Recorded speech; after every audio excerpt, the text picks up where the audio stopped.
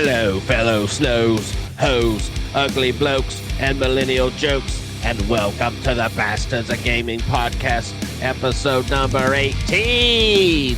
I'm your host with the most, Xizor, joined by my co-host, the maple syrup to my French toast, the kill zone to my halo, Zipper.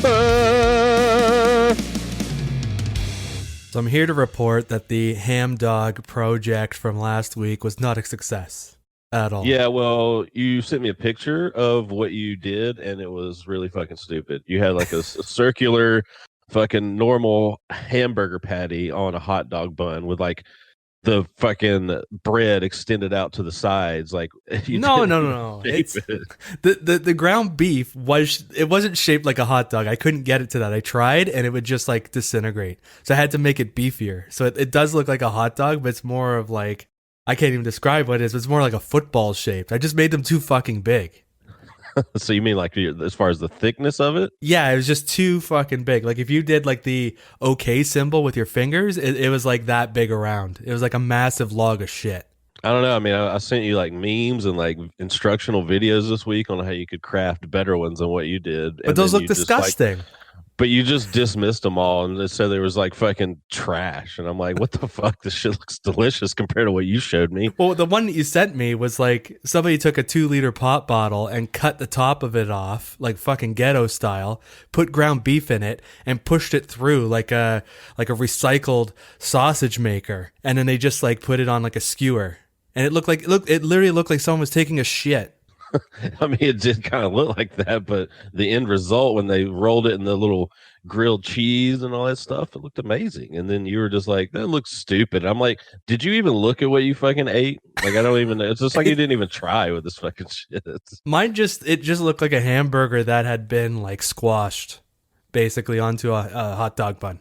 But like, did you want to eat the fucking bread on the sides? Like, that's the problem with like sandwiches and hot dogs and stuff like that. You got to get the bread to meat ratio right. Like, no one wants to have like meat hanging out the side is fine, but you don't want to have like just unused bread where you're just like taking bites of bread. Like, you would have to bite off like the two ends of this thing to even be able to get to the meat of it. I'm not taking fucking measurements to make sure that the ground beef when I'm shaping it is like the right size for the bun. Yeah, but like, I mean, you just want some like bread and condiment bites on this thing? Like, no, I don't know. It was fine. I enjoyed it. I was fine with it. Fuck, I was fine. For a first attempt and just like, let's wing it, it was fine. It wasn't great.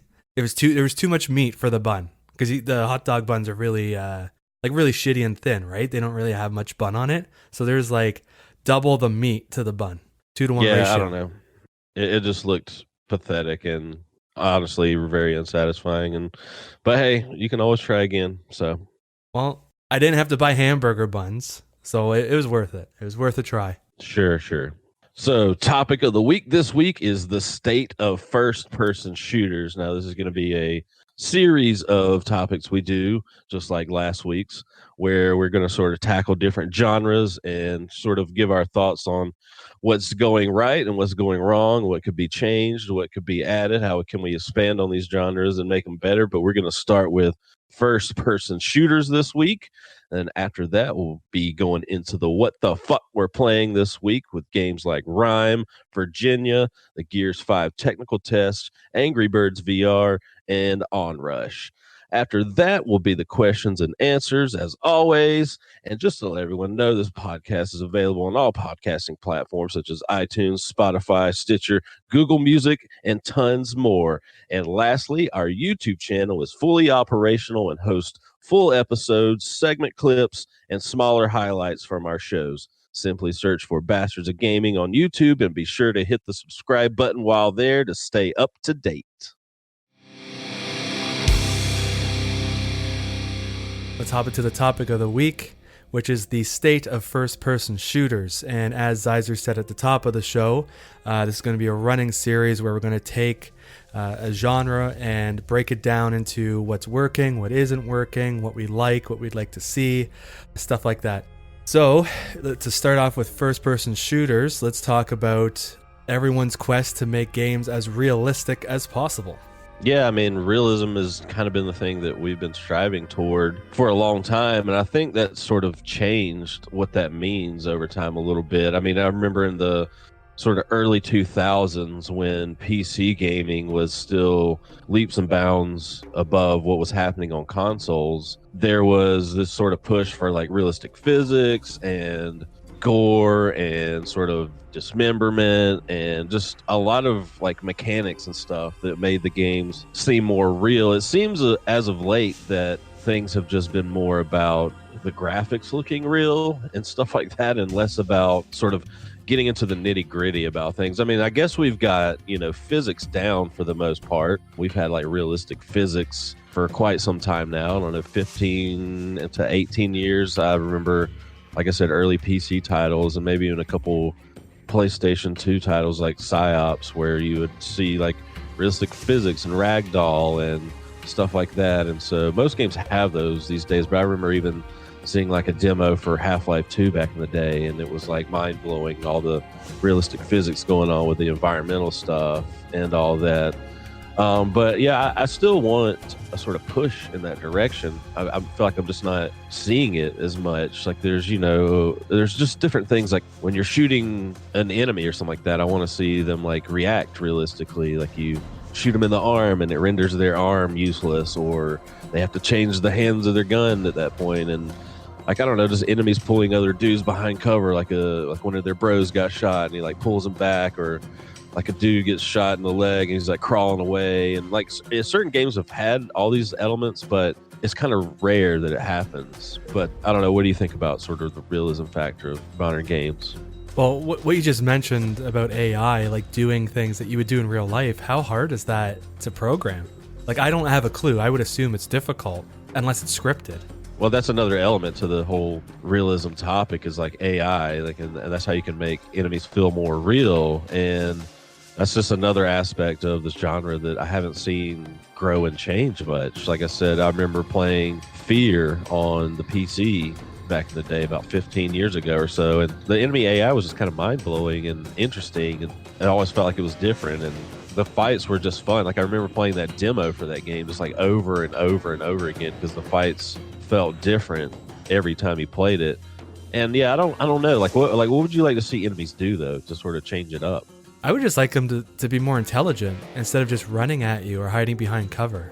Like I'd want them to be able to flank you, or at least realize like, okay, there's 5 enemies on the level right now. How can we like get around the player? Like how can we get behind him? How can we force him to get out of cover without throwing grenades or something? You know what I mean? Like there'd have to be different elements at play other than just keep shooting and moving closer to the player.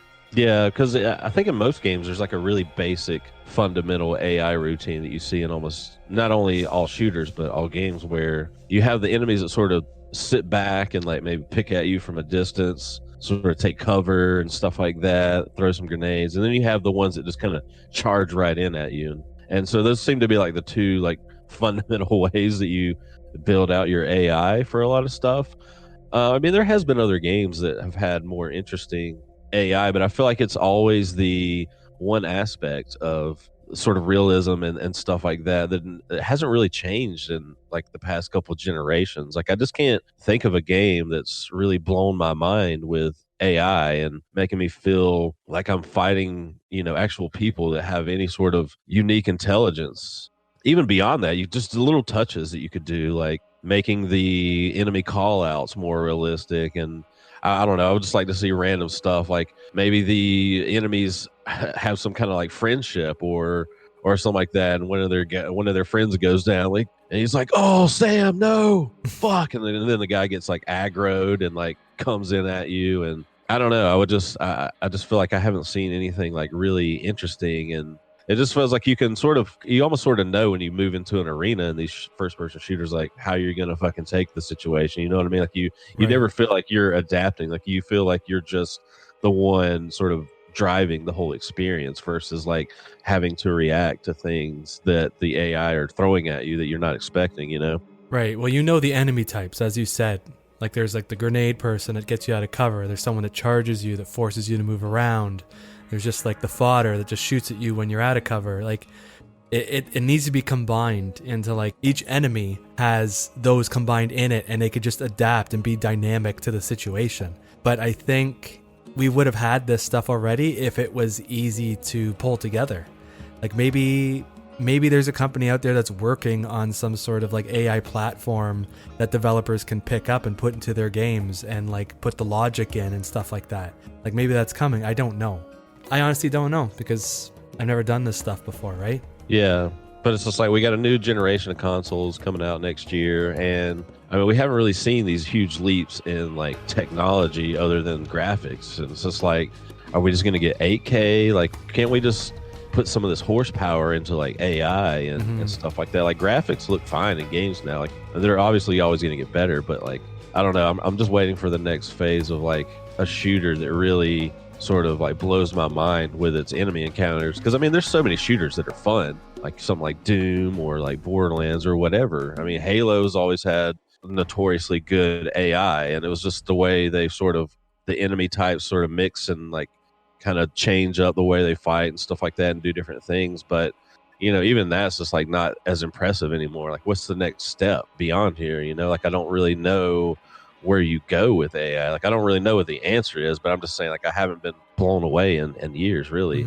But I don't know, there's other stuff, you know, like I know it's kind of morbid, but you know, I used to love how there seemed to be a push toward making more realistic gore and like brutal dismemberment and stuff for games, and it seems like we've kind of moved to the opposite direction from that. I mean, we still have it in plenty of games, like you're always going to blow dudes' heads off and blow limbs off and blow people apart, but it hasn't really changed that much. And like I don't know, it's just like a weird thing to ask for that to be more graphic and real. But I don't know, I guess I'm still a 13-year-old kid that thought it was cool when you rip someone's spine out in Mortal Kombat. Like I don't know, I just have like a weird fascination with that stuff, and no one really, again, like everything else we're talking about, no one's really pushed that to the limits either.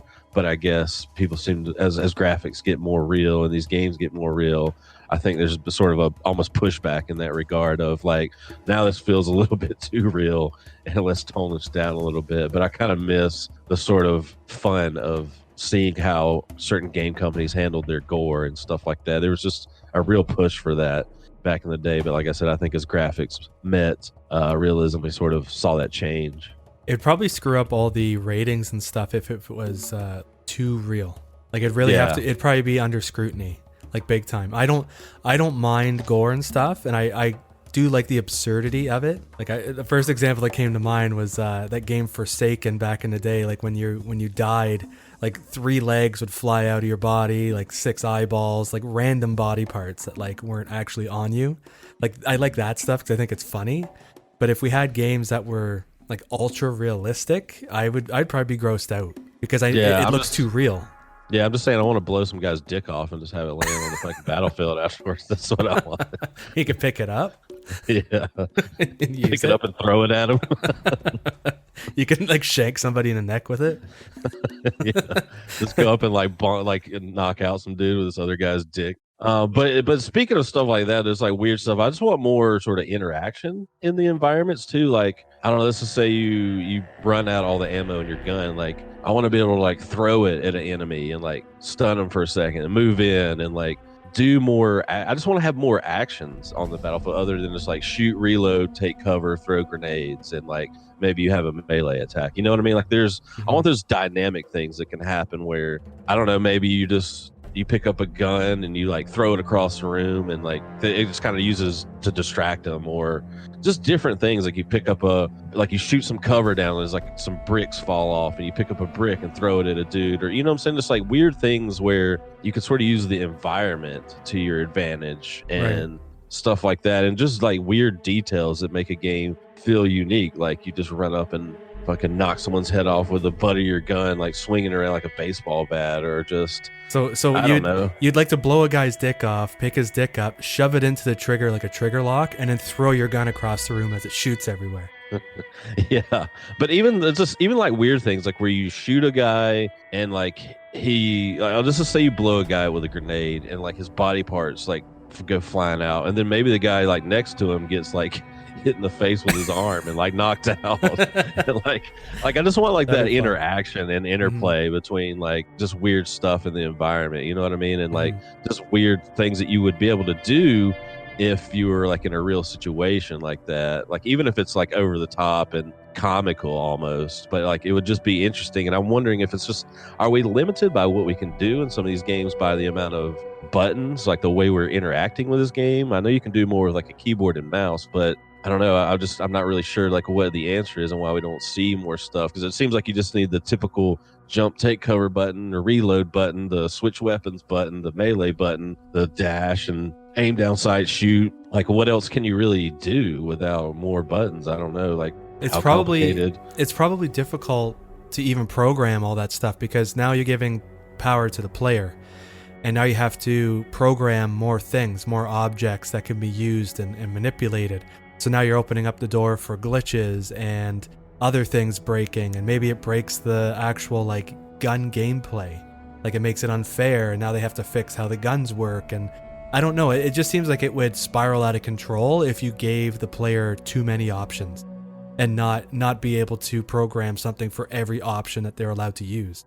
So yeah. So what I'm kind of thinking of, like one thing that I always want in a game is more like level and object manipulation. So like terraforming and stuff, or if you like go up to a house, I want to be able to like blow the wall out, but I don't want to blow out a piece of the wall that I'm only allowed to blow out. I want to blow out the piece of the wall that I want to blow out. So I want everything to be everything to be destructible. And to have all that in a game and to let the player just like tackle something in any way they want to, I just can't even imagine how it'd be possible to program something like that. Like how would the AI react when the AI is so simplistic, you know? So it's just it gets too involved. The only example of this we have for the most part, or at least the best one, was the sort of Red Faction series back in the day where you could burrow down into the level, like blowing holes in the floor and the like make little caves and tunnels. And but yeah, most games, like because they want this like specific scripted thing to happen, you can't just like destroy entire environments where they might cue some kind of set piece or enemy encounter, you know what I mean? But yeah, I don't know. I think if you had some kind of like open world, like Red Faction type thing, just like, because you know in that game you could like break down pretty much all the buildings and stuff. I think if you design the game around the idea that the player can do all this crazy stuff, I think you could still make a compelling experience. I don't know, like what do you think about the Red Faction series? Like it started out first person and then you know sort of went third person with the last couple, but that was the most impressive sort of terraforming and level destruction, right? Well, that's where it kind of like came to the forefront. That's where I learned the terminology terraforming. I liked it because it's fun, because you get to actually manipulate the level and do different things, and there's different strategies involved. So it'd be great to have a game where I could like you said, like dig underneath a building, like plant a bomb, and there's people in like a building or a house, run out of there and just blow the fuck out of the house, and then the house would just like go into pieces and shit would fly all over the place. Like I would love to just see that, like particles everywhere, and the roof's flying and bricks are flying, and like it'd just be awesome to have that level of detail. Yeah, I guess you know it just depends really on a game to game basis, like what level of sort of realism and stuff that you want in here. I mean, if it's something like Borderlands, then you could go all out with it, you know what I mean? Like just do your really weird crazy things. But sometimes if you want like more of a Call of Duty, like a realistic thing, then you might want a different sort of version of realism or mechanics, like what we're talking about. It would just have to depend on game to game. But I think those are sort of my broad thoughts on it. I think it would, like this type of gameplay would just be perfect for something like Far Cry, to just reinvigorate that series, or like Just Cause, like where you're just going around the open world and you're just tackling things, you know, you're just blowing shit up. You're getting fun weapons, you get vehicles, you can drive vehicles through buildings and all this other shit. It's just like a playground, sandbox, you know. I don't need the game to look realistic and amazing. You could tone it down to make up for all the shit that's going to happen, and the console has to process it all.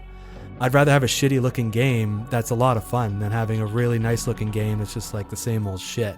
So Yeah, but another interesting aspect of this, in terms of like realism and how it feels to sort of interact in a shooting environment, is like virtual reality games. I don't know if you've played any virtual reality like first person shooters. Have you? No, because I get sick. So I've played a fair amount of them, and it's just kind of interesting how different they feel than playing a normal game with a controller, because you have, that freedom of movement, and you can do a lot of the things like what I'm talking about. Like, I don't know, have you ever played Super Hot? Yeah, I've played it. Yeah, so like that game's pretty cool. It's basically a first person shooter where when you move, the enemies move, so time goes forward whenever you Mhm. move. And it's really fun to do it in VR because like it's actually you moving, and so you can like duck down, like dodge bullets, grab a bottle, throw it at an enemy, grab a gun out of their hand. And it's like this kind of stuff, like what I'm talking about as far as realism, is kind of almost capable of happening in these virtual reality sort of first person shooter games. And yeah, so there's a lot of them that have just like really fun stuff. It's crazy the amount of sort of just weird interactions you can have with virtual reality too. Like I was playing this one sort of co-op shooter one time, and it was one of those things that we were trying to sneak around. And in most games, you would have to like tell your friend like, hey, let's do this. But like, I could do stuff like just look at my friend playing with me and like just like point to my eyes with my hand like I normally would, like I'm watching some, and then like point across and like I see this guy. Well, but we can communicate without even talking, just through our Mhm. body language and the act of like reloading a gun and like melee attacks. Like when you're the one doing it, it just gives it this more like grounded, realistic feeling that you can't really get For with a sure. controller. And so that's just like an interesting way that like as VR sort of gets bigger, I don't know if it really will. I mean, there seems to be a small market that's really hardcore about this stuff. But if this keeps taking off, I think this might be the sort of way in which I get a lot of the things that I want from different shooters, in terms of realism and stuff like that. The AI problem would still have to be solved, but yeah, it's interesting to play a first person shooter in VR and the level of sort of control you have over everything and how different it makes it feel like when you're actually aiming down the sights of a gun by like moving your head and looking through a scope. And it just gives it this totally different feel than you can get from playing a normal game on a keyboard, a mouse, or a controller. Yo, that stuff sounds amazing. It's just like for someone like me who has like motion sick problems, issues, it's just I can't handle it. That I don't know if Yeah. they could figure out a way for me to do it. But the fact that I'm, like my whole vision is taken over by this thing and it's not real, and I'm just kind of standing in place, my brain just goes nuts and just makes me feel sick right away. But what experience have you had with virtual reality? Most of it has been like the augmented reality, which I could do, where like the texture is over top of real things. So I told you a long time ago, I went to this one place and they had like the Ghostbusters VR, and you like put on like the headpiece or whatever, and you actually walk through like sets that you could touch. So like you see a couch, and there's a couch there, but it's like made out of boxes, and you see like a railing, it's there because it's like a pipe on the wall. So it's just like skinning those rooms that you're in. But the fact that I can touch things like saved me from feeling sick because there's real things to touch, right? Yeah. So for me, Yeah. that's fine. But I can't handle just like wearing something and just pretending like I'm somewhere and looking around and stuff. I mean, there's some people that just absolutely can't do it. I know you have like motion sickness things with games before, but I think the virtual reality games have come a long way. And I don't know, I think they've found like better ways to do a lot of this stuff, because I've never really been affected by it. There's only been a couple games that made me feel a little bit weird, but for the most part, it's not that bad. I think if you explored some of these things, like maybe the ones where you're not even like moving, or you're just like in a mech or in a car or something like that, I think it might be a little bit different for you. But anyways, let's move on here. What's something else you think we should see in first person shooters and stuff? We need more co-op games across the board, and definitely in first-person shooters. We have a bunch of games that have it. So we have like Gears, we have like Halo, Left 4 Dead, and there's different types of co-op. So it's like the campaign co-op. I love that because it's like a set thing where we could just play through it on different difficulties. But then you have something like Left 4 Dead that requires teamwork, and I want to see more teamwork-based games. Like, yes, we have Battlefield and all these other like war type games, but people don't actually work together. Everyone wants the single player experience still when they're online. They don't want to communicate. They just want to shoot, kill, get fucked, and that's about it. So it just turns into like a hodgepodge of shit. But I would like to see more games just include co-op in their campaigns, or to have like a secondary multiplayer aspect that has the co-op and you can run missions or do levels with other people, or just kind of have like the Forge where people can make levels, like a Mario Maker, and they make levels and then you play through the levels with your friends and stuff. I just more co-op stuff, not just deathmatch. Because all these companies are constantly adding deathmatch and nobody plays these fucking multiplayer games. They're still just going back to Fortnite or to Halo. They're not sticking with Doom's multiplayer mode, even though it was one of the first games to have deathmatch. I just want more co-op campaigns, man. Like, why can't we have this stuff? It feels like all this stuff has been relegated to like the games as a service games, like Destiny. Like, that's your co-op experience now, and I love Destiny. I've played a ton of it, but yeah, I just want that like old school like Halo campaign that you can just run through with like 3 of your friends. There's games out there doing this, but it just doesn't feel like there's as much as there should be, as many games as we have now, you know. Like, there's only like a few every year that we get to play that are like this. Like, we're gonna have Borderlands 3 in a couple months, and then like what's after that? Like, I don't know, like a co-op Doom would be fun. And I mean, I guess we're gonna play the Wolfenstein next week or this week or whatever, and that'll be fun. But yeah, it's such a novelty almost when you get a game like that. Like, ooh, Wolfenstein's got co-op, and it just seems like it should be like a built-in thing that you expect from a lot of these games. But it always seems like everything's focused on this really story-driven, scripted, single-player set PC experience, and then everyone's making these blown-out multiplayer suites. And I hate when they sort of even regulate the co-op modes to just like a separate little throwaway mode, you know what I mean, where it's just like boring and it's not as satisfying as the single player. So yeah, I just want more co-op, man. Co-op's always fun. Co-op shooters are the best. I always had a lot of fun. Like, I know we said to each other offline that we weren't really going to talk about like third person shooters because it's a bit different, because they're usually more cover based and stuff. But like Gears was always a lot of fun to play campaign with your friends, because it's almost like the horde mode, but it's more focused. You know what I mean? Like you're being put in these situations and different levels and different scenarios, and you're overcoming that adversity and that struggle with your friends, and it's fun. That shit is fun. I wish people would just focus more on adding the co-op aspect than making another fucking deathmatch or another fucking battle royale bolt-on piece of shit mode that no one's gonna play. Yeah. And sort of to diverge from this, but slightly related, is, you know, sometimes you want to have like a multiplayer experience, but you want something more chill. And so we need to bring back more of the bots and multiplayer thing. Like, if you could just, you and your friend just play some casual multiplayer of any game and just play against bots, you know what I mean? Like, some people just like to do that, just kind of have fun and relax a little bit instead of worrying about like, I got to be the best shooter guy in this fucking lobby here, you know? Mm-hmm. I've always been a big fan of bots in games. Like, I grew up with a lot of games that had that as a component. Like, almost every first-person shooter back in the day had those components. And yeah, the bots were stupid, but at least you could like play with your friends, like do 4 against like 10 other bots or whatever, and you're just playing with your friends and you're chilling out. And the other aspect of that I really liked was when we used to have multiplayer lobbies where you hosted a room and you changed the settings and had custom matches, and you're able to like change the gravity or the weapon pickups or gun types, mutators.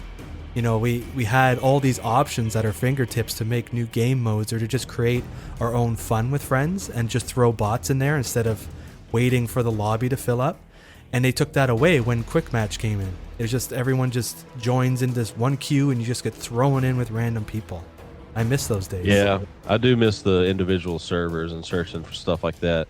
But it's funny because a lot of this stuff we're talking about is actually in that Insurgency Sandstorm that I've been talking about for quite a while now on the podcast. It has an interesting co-op mode, really great AI, great realistic gore, really fun bots that you're basically shooting. I mean, because, you know, it's co-op, you're playing against, it's PvE. And so really good like enemy AI that are fun to battle against, and just really unique team play stuff, the way you sort of beat each little map and stuff like that. And yeah, I just that game sort of reminded me of all these things. Like, this is what shooters used to be striving toward is what they're going for in that game. And yeah, that's the first game in a while where I've played what would traditionally be a multiplayer style game, but just against bots, and it's just super fun and super chill. And that's also a game that has like multiplayer servers, and you can tweak different things and stuff like that. And that's why I kind of fell in love with that game. Is it just has all these elements of stuff that I've been, that we've been talking about here in this topic. But yeah, I don't know. It's just what's your favorite game with what's a shooter game with like bots? I remember back in the day, like even Counter-Strike used to have a good bot mode in it and stuff like that. There's like Team Fortress and Quake, like all those old school first-person shooters, Unreal Tournament. Like they're just fodder, but it's fun to just like, I don't have time to like get in a toxic screaming match with somebody or worry about something. I only have 15 minutes to play, so I'm just going to start a bot match, or I want to practice something. Like I want to see how this works and how that works, because if you go online and you're trying to practice or you're trying out a weapon you never used before, people are yelling at you because you haven't learned it yet. You know what I mean? So there's different ways of using bots to your advantage, but I don't know. It's just something that should just be there. Even if it's like kind of shitty and not everyone's going to use it, just throw it in, because somebody will use it. Somebody will enjoy it, especially younger kids who might not want to go online, too afraid to or something, So what do you think of RPG mechanics and like the actual like meta game that are in a lot of these first person shooters with like loot boxes or surprise mechanics and stuff like that? Yeah, I mean, I like all that stuff, I guess. It's kind of like a fun addition to what's going on. I don't know. I guess you kind of need something. Like, it's weird, like when you play a game that doesn't have these elements now, where it's like unlockables and sort of little things that you can find, like different gear for your character, different little bits of attire and different weapon parts or skins and stuff like that. It's weird when you play a game that doesn't have that stuff anymore, and then you're like, oh, well, it kind of just gives it a little bit more flavor and kind of gives you a reason to keep playing some of these, I think, a little bit more than you would. I don't have a problem with it, so I don't know. What do you think about it? Well, me in RPGs, I love progression and grinding and leveling up and shit, so I love games that have like RPG mechanics or unlockables, like you have to gain XP to get an unlockable or whatever. So I love seeing that stuff, and I love when games have like weapon parts. You don't see too many of them, but you get like a weapon part. Let's say like the Division, right? You get like the scope or the magazine and stuff like that. I like when you find parts and you can kind of customize your weapon to do different things or to perform differently, instead of just having that gun and that's all the gun does. Or it might have like a secondary mode.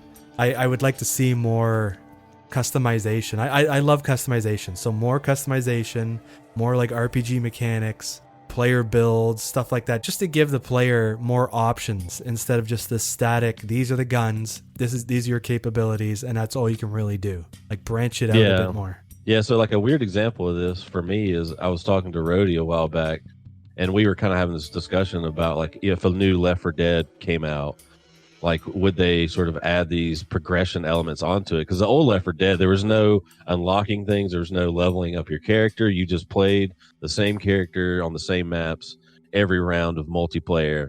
And then sort of to give an example of how that would be different would be like that Vermintide game, which is very much like Left 4 Dead, but it has that more layered on approach. And he was always like, no, I would just want it to be, like the bare bones, like none of that stuff. The game doesn't need to be about that. And I always made the point that like, I get it. Like I wouldn't care if it was there, but I'm like, I think with the modern game, like if you put out a modern Left 4 Dead, you would have to have some kind of layered on RPG mechanics or unlockable shit on there. Don't you think? Yeah, they wouldn't have to go overboard. It could just be like you have a health pack that heals for 100 health, or when you unlock something later where it's like it heals for 50, but over time it'll like prevent you from being poisoned or something. Like there's like different things that you can do, like small things, but it might break the balance of the game because it's becoming more complicated. But I don't know. I think we've moved past the basic stuff because we've been doing it for decades. So we do need like an extra level of strategy or something, some more mechanics to kind of push the game along. Yeah, and it doesn't have to interrupt the sort of gameplay balance. I mean, you could just have unlockable skins for the characters, or even like a ranking, like Halo sort of did back in the day, where it was all about playing, and then like your skill was more about your rank, it's more about ranking up, or Call of Duty, which does have unlocks, but just their sort of prestige thing, you know what I mean? Just like an extra layer where you felt like numbers were going up. That's pretty much all you want at the end of the day. You want numbers to go up in something, I don't know. But yeah, it doesn't necessarily have to affect the balance. Yeah.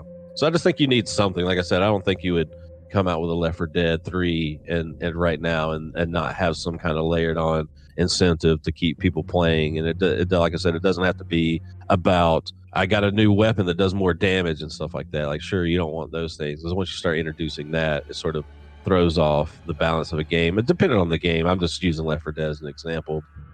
So to kind of build off that, I don't know when it actually happened. I think it was in like early 2000s when they started to create like specific roles that you could play, like with Battlefield, where like you're the medic or the engineer or the soldier, and you played that role. Like you healed people, you revived people, or you built like a turret, or you like repaired a doorway so that people couldn't get through the door. They had to bust it down again. Like that invention opened the door for like all these brand new game mechanics. And I think even though a lot of games do adopt this, I think there's still a lot to be milked from it. Like there's still a lot of roles that we could come up with and make gameplay more interesting with that. So using Left 4 Dead as an example, it doesn't have to be 4 people that just all do the same thing. There could be 10 or 12 different characters, and there's like 3 or 4 different types of character. Like 3 of them are better at healing or something, but each character does something different. Like, you know what I mean? Like to kind of add some sort of meta game where you build your party around these characters now. Yeah, and then you have people that are like really good at playing one thing. I mean, it's kind of like, Overwatch is basically kind of what you're talking about. That's kind of like the most modern version of this. But there's also, I don't know if you could tell me where this originated from. I know it was like probably late 90s PC games, but there's a mode that I used to really enjoy. And the first time I encountered it personally was the multiplayer in the original Far Cry on PC, where you have this sort of attack and defense style multiplayer where people are like guarding a base and the other people are trying to get in there and steal a flag or like take over it. But then you have like people that are like repairing the walls, and there's other people that are like more the sniper, or you know what I mean. And like there was a couple games, like I think it was like Return to Castle Wolfenstein, and yeah, I played that some other stuff that had that, that mode. Like, is there like a specific name for it or anything? Like, I don't know. I remember it from Unreal Tournament, and it was called Assault. I don't know if that's where it first started. I don't know the timeline, but that's when I first learned about that game type, where it's attack and defend, and it was pretty big in like the late 90s, early 2000s. But yeah, but the Wolfenstein game, the multiplayer game, I played that a ton, and that's what I was kind of thinking of with the roles and like building walls and stuff to prevent people from coming in, and then on the other side the engineer had to run up and like blow up the door, and people can run and defuse the bomb, and like that shit's fun. That's like a lot of fun to play that stuff, because you have a specific role, and then when it's not working out, everyone has to change their tactic. So Overwatch does have that, but it doesn't have that level of like environment interactivity where you're like trying to do this and do that. It's more of like, we need to change our team composition to overcome their team composition.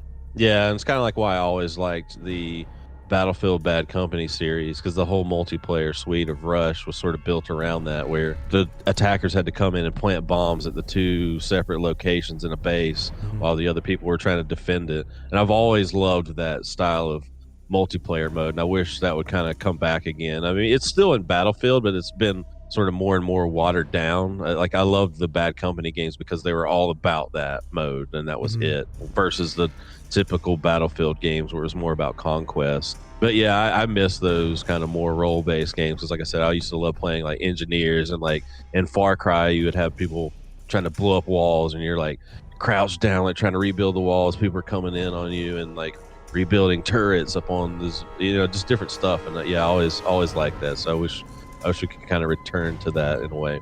You know what's funny? Capture the Flag has kind of like died. Like what game recently has had that mode? I mean, Halo is still, I think, the one that's like it's always had it. It's like a key mode in Halo, I think, is like the capture the flag modes.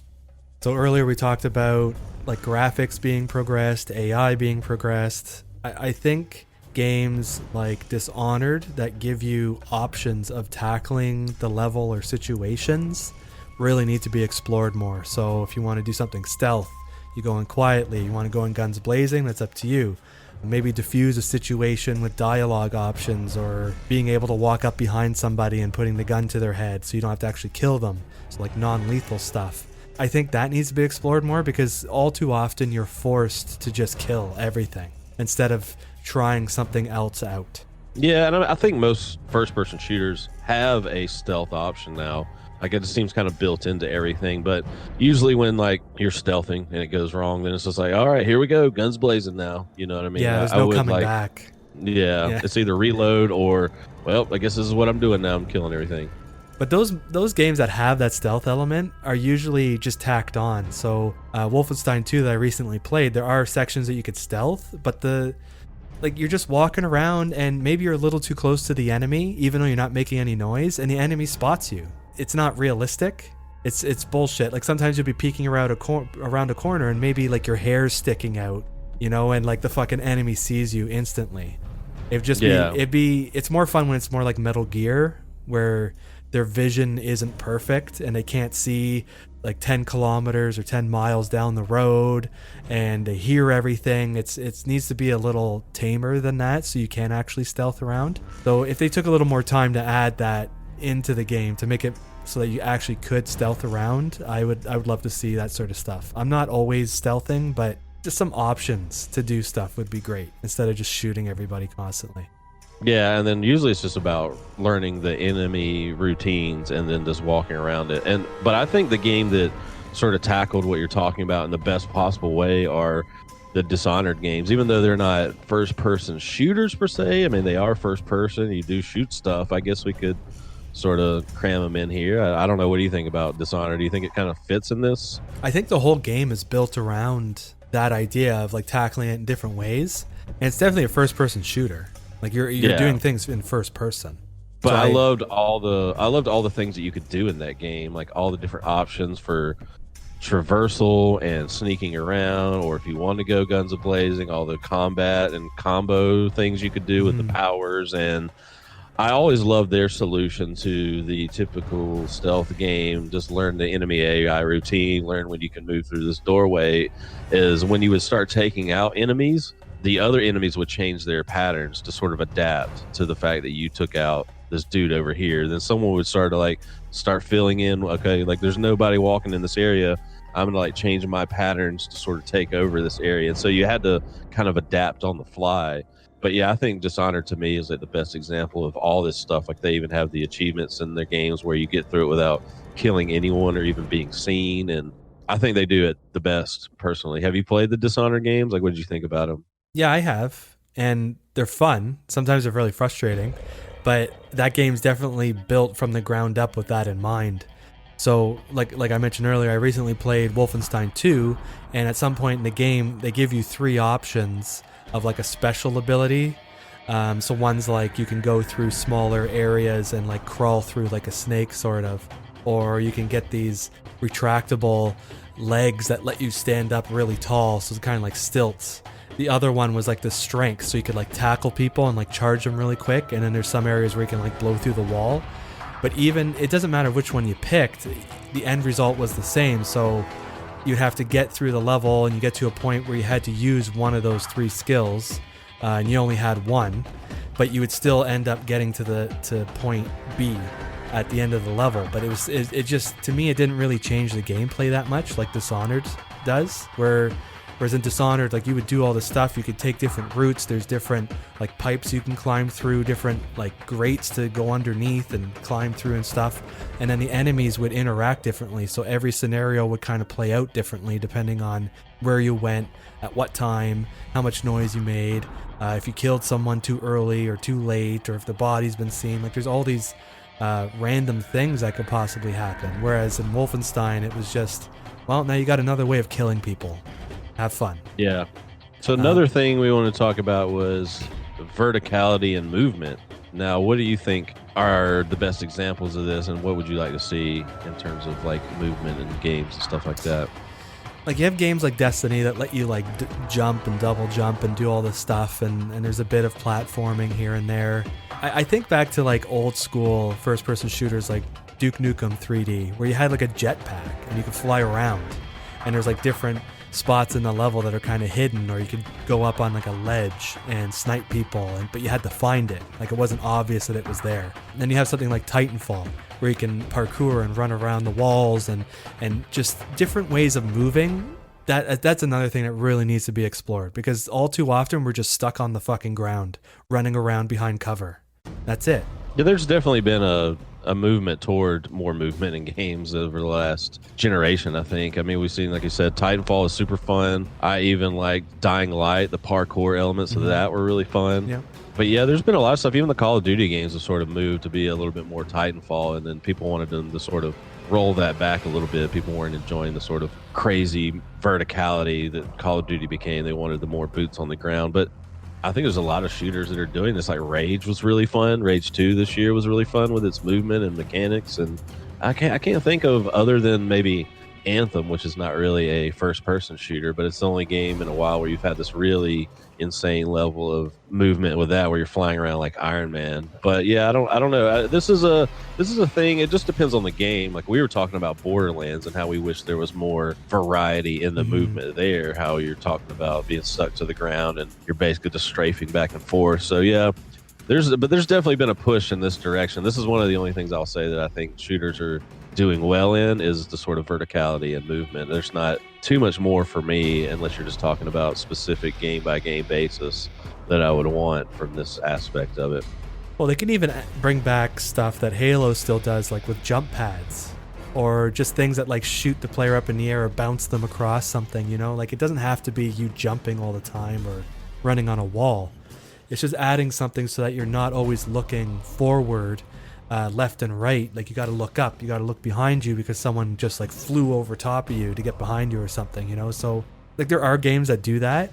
It's just there's all too often we're just stuck on like the one plane of existence and shooting what's in front of us. Well, even games like Apex Legends this year like have really cool movement and verticality in their levels, like zip lines and things where you can teleport and all this stuff. So I don't know. I think this is, like I said, the one area where shooters are really excelling right now. There's a ton of variety. It just depends on if you want this in specific games, I think. So what about storytelling? Storytelling these days seems to be hit and miss, but when it hits, it's fucking awesome.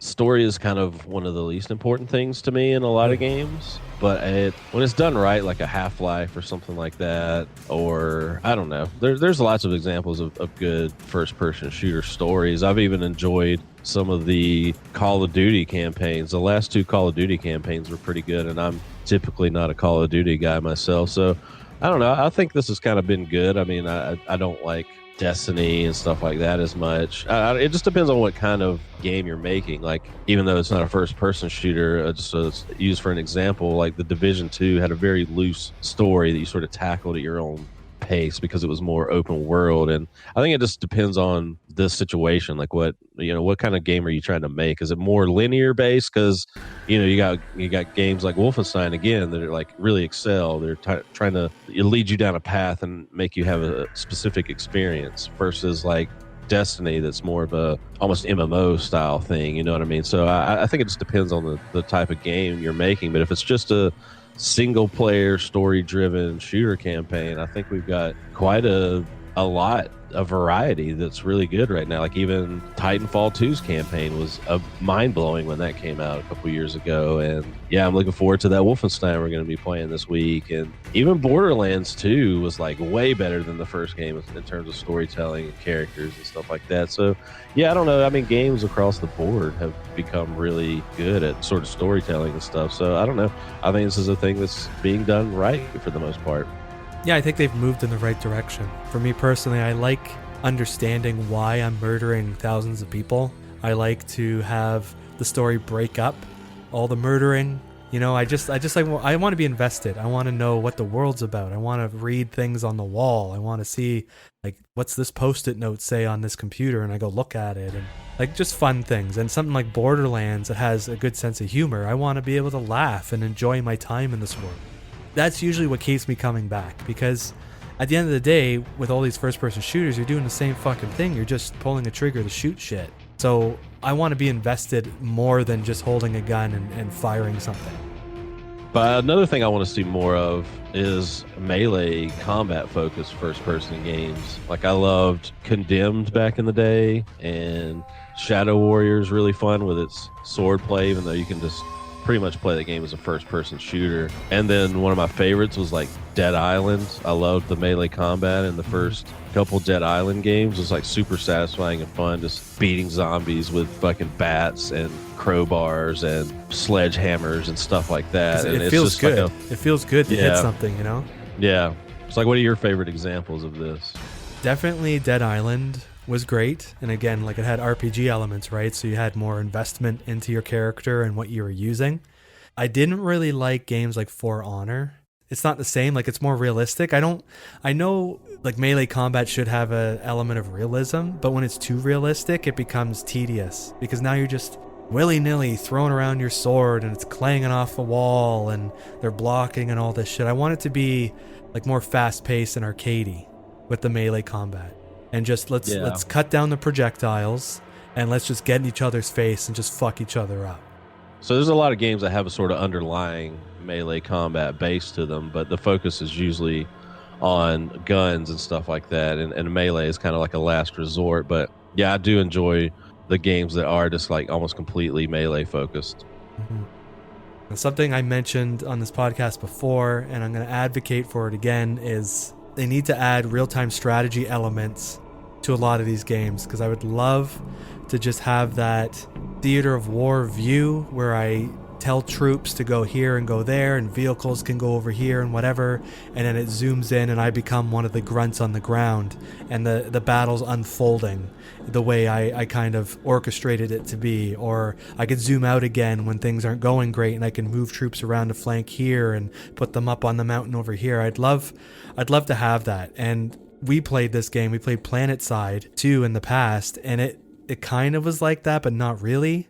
But actually a better example was that Natural Selection game, where it was like soldiers versus the aliens, and each team had kind of like an overlord that did like the RTS elements that like expanded the base out and built things, and the other players were just running around in a first-person shooter trying to push those boundaries out so that the RTS player could put that stuff down and progress and try and win the level. So like Natural Selection was really cool in that regard, but I don't know, I would like people to just try and explore this more. It's just I feel like this is like ripe for the picking.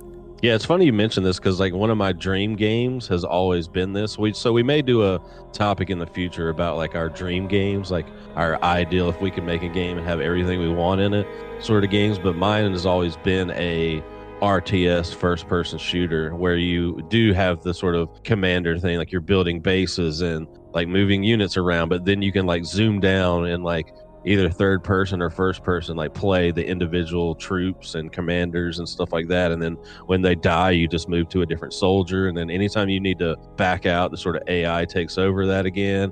And so you can have like everything you want, you know, like a more Battlefield type first person experience or even PlanetSide, but then like be able to sort of change different elements and the sort of like shape what's happening in the battlefield around you from that sort of bird's eye God mode view. You know what I mean? Mm-hmm. That'd be so fucking epic to have all your friends on your team and you're just rolling out and everyone's taking turns in like different vehicles or as different character classes, and other guys doing the RTS elements, and you're like telling them like, give us a supply drop over here, and then he has enough points to do it and he drops a supply drop over there for you, and like it would be so dynamic. It's so cool. Like it'd just be, I don't know, that sounds awesome to me.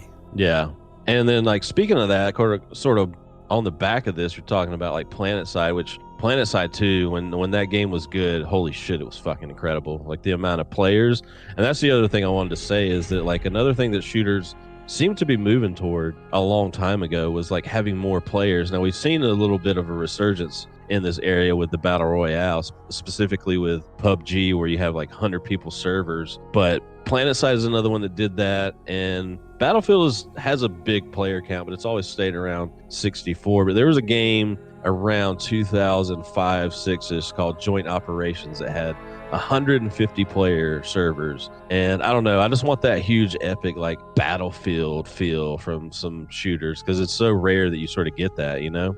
But it's so chaotic that you fucking die like so quickly half the time. Like you don't even get a chance to set up. Yeah, I don't know, but some of those like stalemate, like knockdown, drag out fights that you would get in and planet side over just like one little area or a base sometimes were just so fucking epic, where it just felt like millions of people around you just fighting. And I don't know, it can be a bit chaotic and over the top, but it's also just like a unique experience that you rarely get from a shooter. You know, it's usually smaller enemy types in these very linear areas where you're fighting maybe like 10 people tops. And so it's kind of crazy when you have 50 plus people in an area just all shooting and throwing grenades. I don't know, it's just a different experience. It's kind of fun. Whenever I think of those types of games, I always think of the opening to like the 80s G.I. Joe cartoon where like like Cobra and a G.I. Joe are just like running at each other and there's lasers everywhere. There's fucking planes flying everywhere and they just converge in the middle and it's just shit happening everywhere. Like that's what I think of. It's just shit happening fucking everywhere. But you just made, that's amazing you said that. That just makes my dream game even better. Like imagine the game I was describing earlier, but it was now as fucking G.I. Joe. Holy shit. Fucking laser shooting everywhere. This is amazing. That's what I want this fucking game now. We got Gung Ho running in there and Roadblock, rapping and Duke and Shipwreck. And then you have the sort of first person melee combat with Snake Eyes and Storm Shadow. Oh yeah. That needs to happen. Why haven't they done that? Yeah, like G.I. Joe is like the most underutilized fucking property of all time. Like we got one shitty game that was tied to the shitty movies about 5 or 6 years ago for like a 360 or something like that. I played it briefly and it wasn't horrible, but it's definitely not what you wanted. But goddamn, man, they made a fucking dope G.I. Joe game. That would be the shit. They keep making Transformers games, and most of them are shit. Like, I think one of them might have been good. I didn't get to play it. Yeah, well, I mean, other than the crappy movies, at least G.I. Joe hasn't been raped to death like everything we loved from the 80s, like Transformers and Ninja Turtles and all this shit. So I don't know, maybe it's just better left to how good it was back then. So to kind of bring it on home here, we have some feedback from the fans. I'll read the first one. They gave us their 2 cents. We have Bobber TML, who said in SWAT 4, and this is a game I've never heard of, you were given points for using non-lethal force. You needed to exhaust all your non-lethal options before using your firearm.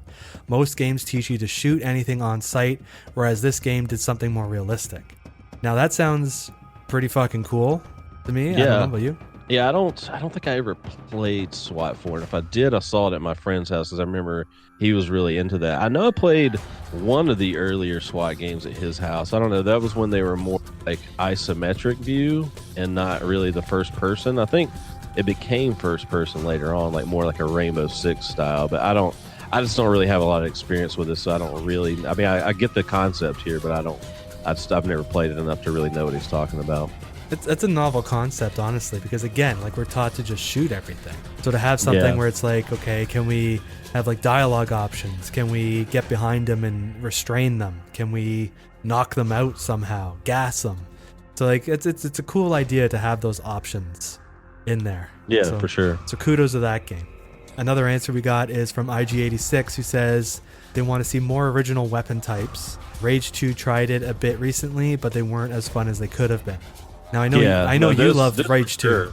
Yeah, I love unique weaponry in games. Like that's my biggest problem with Destiny, man. Is like you have this awesome futuristic sci-fi fantasy game in space and you're fighting all these crazy enemies, but you have like these very fundamental classes of weapons like pistols that aren't like sci-fi-ish enough. I mean, they do have a few weapon types that are kind of cool, but man, like Destiny would be so much better if you had all these weird, crazy laser guns and just like shit that was just like so different than your typical like your realistic more guns. You know what I'm saying? It's just like it kind of sucks when like Borderlands does this the best, I think, you know, or maybe not the best, but like one of the best. So at least with their bazillion guns that you can find, where they have that random gun generator, and you have shit like guns that fire other guns and just like weird stuff. I can't remember all the stuff they had in that game, but that was one of the ones that stands out to me too. I don't know what's some of the good examples of this for you.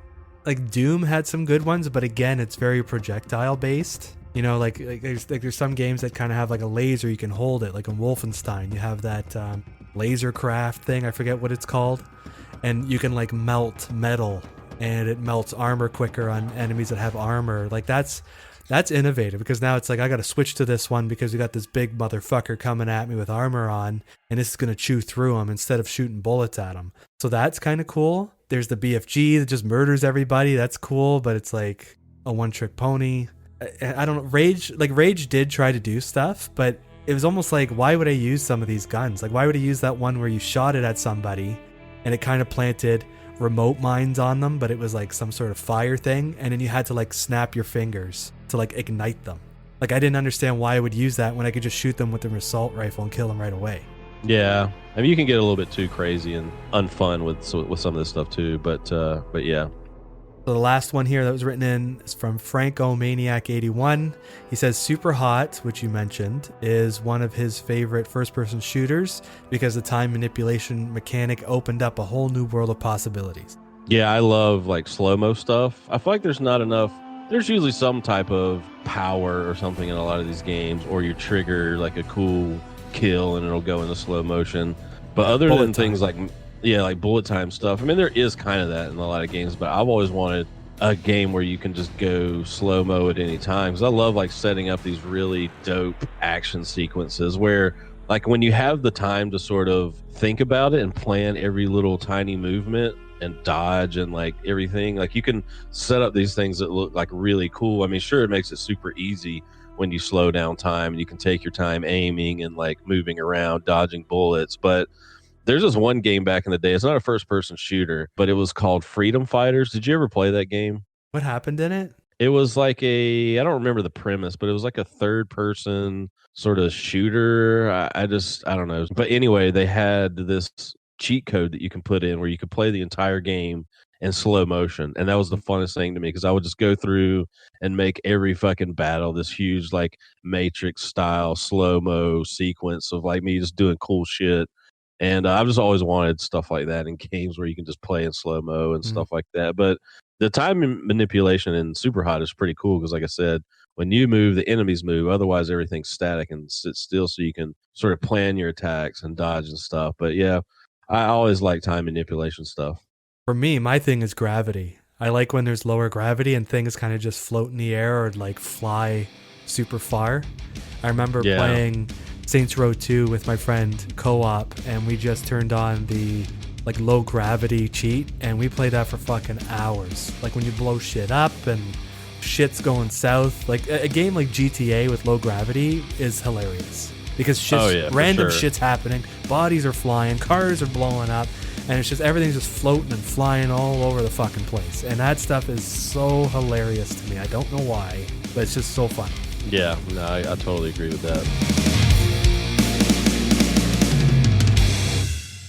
We need to change this segment to what the fuck you're playing this week, because I seem to just get stuck in these 100-hour fucking games where I'm just playing that for like 2 months straight. Yeah, well, that's been my MO for the summer here, is just like short games after short games, because I can't stomach it, man. Like I'm still trying to go back and finish Days Gone and like Metro, even though Metro is not like a huge time sink, but it's just like, man, I'm just enjoying these smaller experiences right now. It's stuff like I feel I can just accomplish it in a reasonable amount of time. So that's why I'm sort of burning through a bunch more stuff than you, I think. And plus, now that I'm moved and settled in, I have a little bit more time to play lately.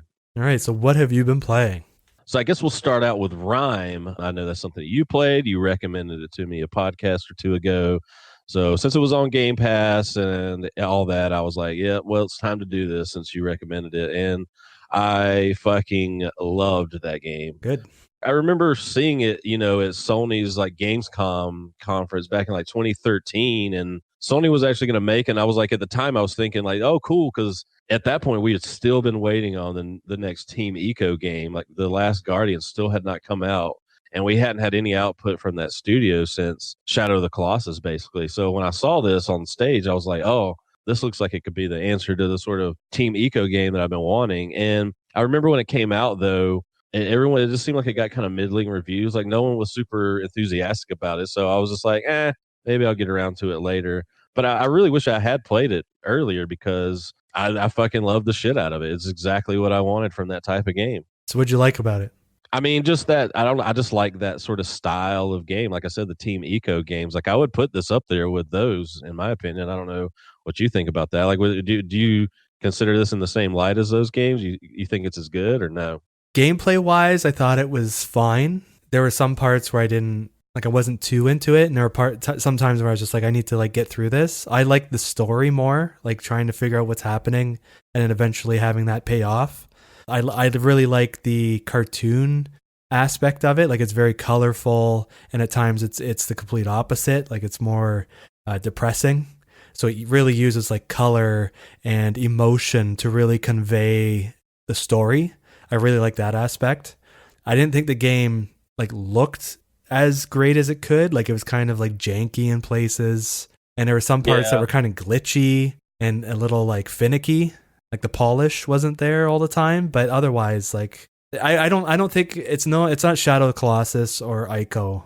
To me, it's in that realm, but I don't think it's as good mechanically. I don't know. It's pretty close to me. The only thing where I think that Rime is better than all of those games is control wise. Like Eco and Shadow of the Colossus like infuriate me with their Right. platforming and like climbing up stuff and falling off things. And I feel like I never had that problem in this game. Like anytime I wanted to grab onto a ledge or jump over here or whatever, the game always did what I wanted it to do. My character always did what I wanted, and that's just a thing that's always been a problem with all the Team Eco games to me. Their control schemes are bad, and the character just doesn't respond to your actions in the way you want them to sometimes. And so in that regard, this game was better than all those. But yeah, in terms of like overall, like the graphics, I think could have been better. I didn't really like the sort of, I don't know, what is it, like a cell shaded, like a watercolor kind of Yeah, style? Like I don't know. yeah, I would say like watercolor because it's not really cell shaded. It's Yeah.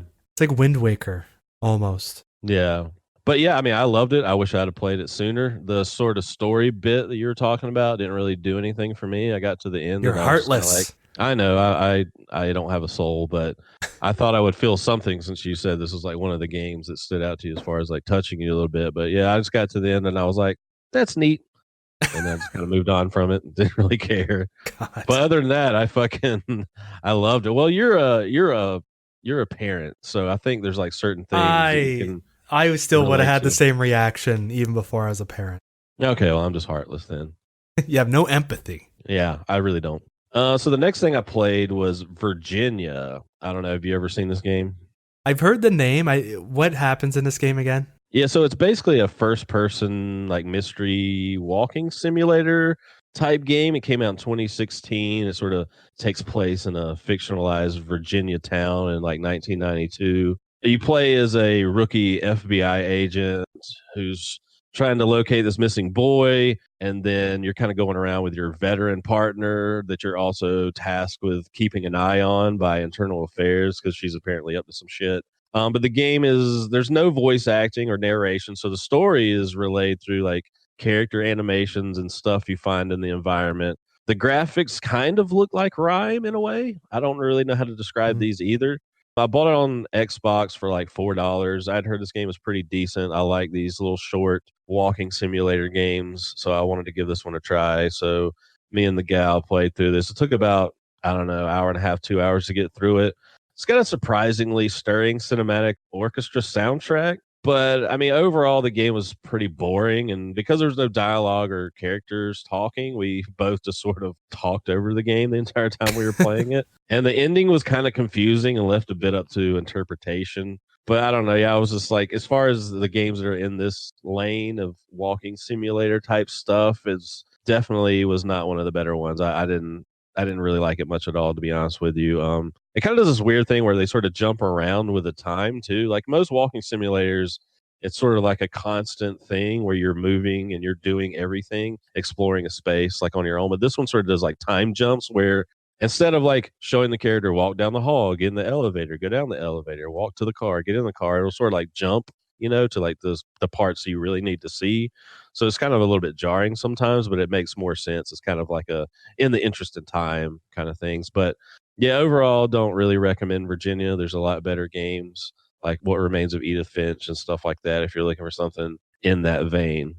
And then something else I played or weekend, they threw up the Gears 5 technical test on Game Pass. So not a huge Gears fan outside of the sort of mode and co-op, and this was the multiplayer, which is the mode I don't like. But I was like, here it is. I'll just give this a shot, and so I downloaded it. They just like brutally put you through this like god awful like 20 to 30 minute tutorial at the beginning. It's like, why can't I fucking skip this? I know how to play Gears. Like I've played Gears for fucking 12 years, whatever it is. And so yeah, that was annoying at first, and then got into the multiplayer, and I was doing good at first. The first game I did pretty good. I was like, okay, maybe I'll roll with this. And then of course, every game after that was getting murdered and fucking beat to death. And then I was like, this is why I don't play Gears multiplayer, because I fucking hate it. But I don't know why, but Gears has just never jived with me. Like I'm at least average at any shooter I play, but like this game has just never clicked with me. Like I just can't figure out how to be good at it. I don't know like what I'm doing wrong or like what it is that I'm just not getting about the mechanics, but I've never been good at Gears, and it was a very short-lived experience. But You don't. it You seemed know like what? go ahead. You know what I don't like about Gears multiplayer is the fact that it's just everybody running to the fucking best gun. That's all it is. It's everyone running Yeah. for the shotgun or for like the torque bar or whatever the fuck it is that people want to use. That's like OP. And I don't. That's shit. I don't play that shit. Boring. Yeah, I definitely don't like that style of multiplayer. I mean, Halo's a little bit differently. Halo kind of falls into that camp too sometimes. But yeah, I don't know. It seems like they're trying to de-emphasize the shotgun. They know like the shotgun is like the weapon that rules everything other than the power weapons that you're talking about. So it seemed like they're really trying to de-emphasize the shotgun in this. Like it seemed like people were more using the other stuff, and I don't even think you start with a shotgun a lot of times. So that was interesting, and I don't know, especially for like the multiplayer side of things, like Gears has always looked good, but the character models just kind of like really stood out to me. I don't know, they look really good. But other than that, not really much to say about this. I'm not a Gears guy, and I certainly wasn't going to subject myself to hours of this fucking multiplayer and getting the shit kicked out of me. And then after that, a surprise game over the last week that I played was Angry Birds VR. Now, God since I damn. moved in with my girlfriend, I've had the PlayStation VR since launch, but because when I built out my gaming setup, I wasn't really able to utilize my VR because of like the space and everything, other than maybe some sit down VR games. So I haven't really fucked with my PlayStation VR in a long time. But since my girlfriend has a separate game room upstairs with a PlayStation 4, I was like, well, I'm going to hook my PlayStation VR up in your room, and that's where I'm going to play my VR games because she has a nice space up there. So we were browsing the VR games the other night. And so even as an Angry Birds enthusiast, I didn't know this game existed until we were browsing the PlayStation store, and I saw Angry Birds VR, and I was like, holy shit, I'm buying this right fucking now. And I started playing it the night before last, and it's the game I didn't know I wanted, but now that I've played it, I'm like, this is fucking amazing. It's pretty much exactly what you think it is. It's Angry Birds in VR, but you're sort of holding the slingshot with one hand with one PlayStation Move controller, and then the other hand you're sort of pulling back on the slingshot with the other PlayStation Move controller, and you're firing the little birds at the structures and knocking them down. Now it's all like fully 3D rendered instead of like the games on the mobile phone where you're sort of shooting the birds from left to right and knocking down structures. What's kind of fun is you can like sort of teleport around the level and like come at it from different angles. But yeah, it's as an Angry Birds fan, this was fucking amazing playing this in VR. Like the little birds jump up on your slingshot. You can like look at them and turn the slingshot around and look at them and stuff. And oh man, it was just like so much fun. There's just I was loving it. It's just like I said, it's the game I never knew I wanted, but oh man, it's fucking amazing. And my only problem with it is like super short because this was just like basically a little marketing thing to like advertise for the movie that's coming out later this year, I guess. So it's technically called Angry Birds VR Isle of Pigs, and there's basically just like four main chunks of levels. They're broken down into like 13 stages, the last one being a boss fight. And you can burn through it pretty quickly. So I just wish there was more. And in terms of like Angry Birds, it's not super difficult. There's only one level on there that's still giving me a bitch of a time to 3-star. But other than that, it's pretty simple. You could probably play through it in an evening. But yeah, right now it's my current game of the year. I'm just going to say that. Current game of the year is Angry Birds VR. Did you wear your red bird fucking toque? No, it's too much with the headset and everything. I already get sweaty fucking playing VR, so I don't need fucking more heat to be trapped on my head. Oh, fucking nerd. Nerd bird. And then yeah, really after that, man, just playing a shit ton more of OnRush. I'm sorry, this fucking racing game is awesome. Oh, I God. fucking this is like my second favorite racing game this generation. I'm just putting it out No, there. This no. game is fun. It's What's the fun. first one? Oh God, I'm trying to think of the name of it. It's that one that came out on PlayStation 4 very early on. It had a troubled launch. The studio closed down. It was actually made by the same people. I didn't even think about that until just now. These people basically made my two favorite racing. It's the people that made MotorStorm. I can't remember the name of their studio. Do you know it? No, I don't know. Anyways, they're the ones that like Sony closed down. Drive Club. That's what it was. Oh, So the people that made more MotorStorm made Drive Club. Drive Club was a failure. It was behind its launch date and had a lot of technical problems. I picked it up like 9 months after the fact, and I really liked it quite a bit. And so the studio got closed down. Codemasters bought all them up, and then this was the first game they made with the X. Was it Evolution? Might be an Evolution was the name of the studio. But anyway, so yeah, I don't know. Like this game is fun, man. I just love how chaotic it is. And between so it's like what 8-on-8 as far as the teams. You always got two teams. It's like 8-on-8 or 10 versus 10. I think it's 8 versus 8.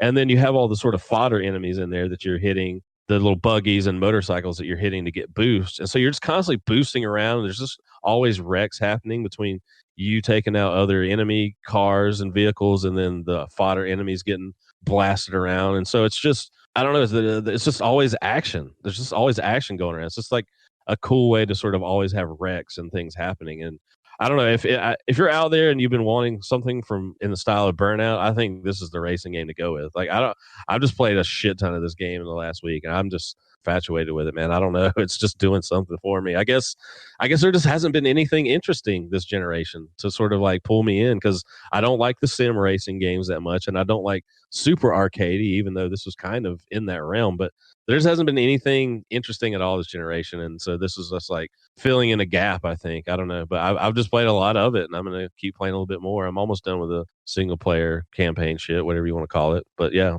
like OnRush, highly recommend it. it feels like a shit mobile game. I just don't get that vibe at all. How do you? I don't know what kind of shit mobile racing. Maybe I don't play enough mobile racing games. I don't know. No, it feels like I could just hold the gas and I could play the game without even playing it. Like I'm going to hit people while holding the gas. I don't need to move. Shit's just going to happen. My power will charge up because every car has like a special power that'll get you an ultimate move that helps you like get more points. And the fact that all the mode is just getting more points and beating the other team by accumulating more points. It's just Yeah, but I don't doesn't know how jive far with me. I don't know how far you played into it, but there's like basically three main modes. There's each team is trying to expend as much boost as possible, but then there's the one where it's like almost like a King of the Hill, where like a circle comes on the track and you're trying to get all your cars in there and take it over King of the Hill style while it's like moving forward. I think that's fun. And then you have like the slalom kind of things where you're trying to get through these little gates. That's my least favorite, but there's a little bit more to it. But yeah, it's a super easy racing game. Like you're not really having to sort of brake and gas and power slide and like learn the track. You can pretty much just hold down the gas, and you're pretty much even holding down the nitro button a majority of the time. But yeah, it's just more about the wrecking and stuff like that than it is about the racing. And I thought that would really turn me off, but it's just not really bothering me. Like I'm just having fun. Just I love when you fucking aerial drop on a car and crush them, and you hit some dudes and like fucking barrel roll off the side of this thing and land and keep going. I don't. It's kind of fun, man. I don't know. I like it. Good for fucking you simpleton. Good for me.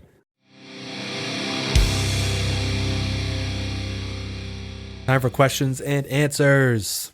If you have any questions you want to ask us, have an interesting topic that you want to pitch, or want to be part of the show, send us an email at bastardsgamingnetwork@gmail.com, or message us on the Bastards of Gaming Facebook group. First question. Ivan the Destroyer, with a 0 instead of a O, asks, what games have you spent the most amount of time playing? For me, it's probably going to be the Halo franchise. I know that's one specific game. I actually went through and tried to get on the 343 site, because Bungie used to stat track all your stuff back in the day. So I thought I would actually be able to pull up all my stats outside of Halo 1 on Xbox and PC, which there would be no way to track that. But I was trying to get all the stats for how much time roughly I'd played Halo games, but it wasn't as easy as I thought. But I mean, it has to be like over 10,000 hours in that franchise. I would imagine. I can't even begin to comprehend between all the multiplayer online, co-op with friends, LAN parties, stuff like that. We're going back to like 2001 at this point, all the way up until present. So, like 18 years, 17, 18 years of playing this franchise. So that's probably the one I have the most in. Other than that, it's probably Destiny. I looked up my stats on there because you can actually find them. And I have played Destiny for 1,819 total hours. That's between Destiny 1 and Destiny 2. And then outside of that, I don't know, recent games like Witcher 3, I have about 350 to 400 hours in that game. Twisted Metal Black Online back in the day, obviously, played a shit ton of that. Twisted Metal franchise overall. And then, oddly enough, Angry Birds, like between all those games. Soon and the to fact be. that I just had it on my phone. It was just like you could just pop it out and play it at any point in time. And I used to have this job where I just basically sat around monitoring shit. So I would just play it all day. So yeah, soon OnRush will be up there. Yep, OnRush will be the next one. Just need a few more 100 hours in it. What else? Anything else? So I think those are the sort of big ones. Well, what about you? So for sure, Twisted Metal Black Online. Played that for 5 years. 3 of those years were almost every day. Great times. Loser in the basement playing that fucking game with everyone else. Final Fantasy 7 is up there because I played that multiple times, and it's like a 60, 70, 100-hour game every time. Guild Wars 2, that was about 400 hours. The Diablo franchise, specifically Diablo 3, because I've played that on basically every platform. I played on PC, PS3, Xbox 360, PS4, Xbox One. I played like every version except for the Switch. I haven't tried the Switch one, but I'm not going to. It's probably the same shit. So Diablo 2, there's a lot. Heroes of the Storm, I have about 800 hours in that game. Awesome Knots, that's another like MOBA back in the day. And my guilty pleasure of Dynasty Warriors, ever since I played the second one decades ago. I've put tons of fucking hours in that goddamn button mashing Chinese murdering game. Yeah, I guess the only one that I missed would maybe be Left 4 Dead. Between Left 4 Dead 1 and 2, I have quite a large amount of hours logged into that. But it's funny when I was looking at my Destiny stuff the other day, I was in the chat with Magnum. I was like, why don't you tell me how many hours you played of Destiny? Because he lives on that game. So it was 6,733 hours. Like together? Yeah, between Destiny 1 and 2. Oh my god. That's insane. Yeah, it's pretty fucking crazy, but it makes sense. Wow. Like, what is there to do for that many hours? Hey, you have to ask him. Like, what the fuck is he doing? Just being a fucking loser, really. All right, Get Good Scrub asks, why do you put random music in the background of the podcast? So I'll let you answer this one. Well, why the fuck not? It adds some depth to it instead of just two idiots talking for an hour and a half. So basically, like, first of all, it's not random. So I'll give an example here of when we did the vehicular combat episode. I actually used the Mad Max Fury Road soundtrack and threw that in the back. I didn't use like Twisted Metal because I want to use that for the actual Twisted Metal episode that we'll end up doing. Some of the other soundtracks aren't that great. Like the Vigilante 8 soundtrack's really fucking annoying. So it's like 70s disco music and shit. But I've used like Skyrim in the past, Division, Spider-Man. It's usually a game that we're talking about in that topic. I just think it adds depth. And I started doing it after we did the music episodes because I thought it felt more dynamic. I don't know how you feel about it. Yeah, no, that was definitely like once we did the music episode, I'm like, I don't know if we can have this podcast without some music in there now. Like I just remember when I heard that music one for the first time, I'm like, oh, we sound like really fucking dope and professional now. Yeah, it's just otherwise it's just two people talking and it's so flat. Yeah. I definitely like that little addition we've sort of added. Okay, Jake the Snake asks, I think Jake the Snake sent something in before, hasn't he? Maybe. So he asks, if you guys were willing to take money to dick suck Team 6 Game Studios Road Rage and give it false positive coverage, why should we trust your opinion on anything? You're going to have to answer this one.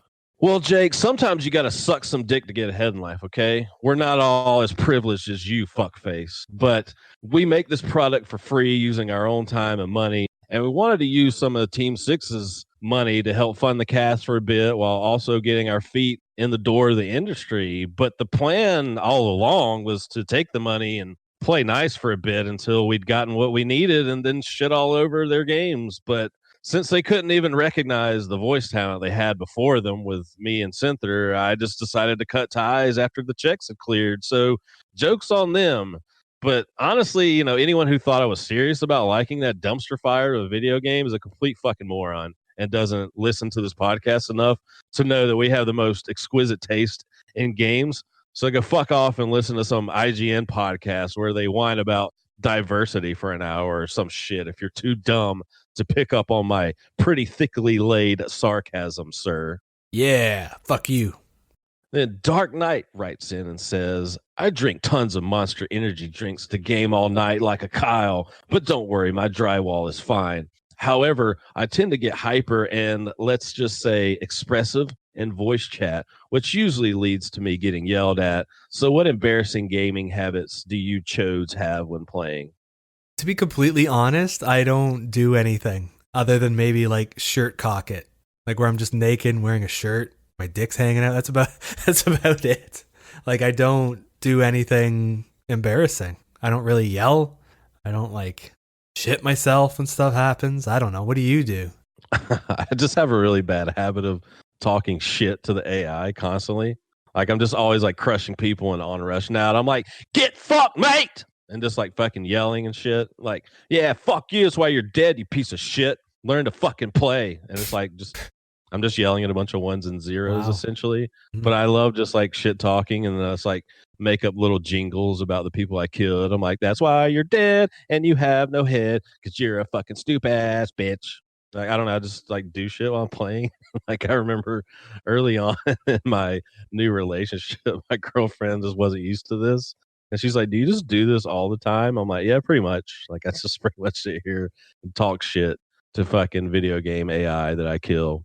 And yeah, that's the dumbest thing I do. It gets pretty retarded at times. It's just me. It's just a way for me to blow off steam and act like an idiot in the comfort of my own home, I guess. Because you know you have to be a professional and a normal person when you go out into the real world. So when I'm at home, I just like to let out my inner tard, basically. So you're saying that's what everybody does then? That's why it's so toxic online. Yeah, everyone's blowing off steam and being assholes because they can't do it in their real life job. It all makes sense now. They get fucked at work by their boss, and then they come home and just tell you to eat a fucking tea bag and to fuck your mom up the ass. Yeah, basically. But I don't like really do that too much to like real people. I just do it to people that don't exist. Like the guy I just killed in fucking Far Cry. I'm like, yeah, fuck you, bitch. You suck. Learn to shoot next time. You suck, Terry. Fuck you. You just like make up names. That's the next step to your mental illness. Is just start making names for people. Yeah, it's all over the place, dude. I don't know. I go through phases where I have like little tics, like just little random things I say or random things I do, and then like I'll just move on from it eventually. And I don't know. I just have like phases to this where I have go-to sayings. Like my favorite one right now is like "get fucked, mate." When I fucking kill someone, I don't know why I start doing that. I go into like characters, start doing voices, start making up entire fucking characters and stuff. It's just real dumb. I don't know. Sounds dumb, but welcome. Yep, it's pretty dumb. It's entertaining. I don't mind it. What does Magnum do? Magnum does tons of shit. He's always yelling. Just yelling at his fucking son to shut the fuck up all the time. And to shut the fuck up all the time. And to shut the fuck up all the time. And to shut the fuck up all the time. And to shut the fuck up all the time. And to shut the fuck up all the time. And to shut the fuck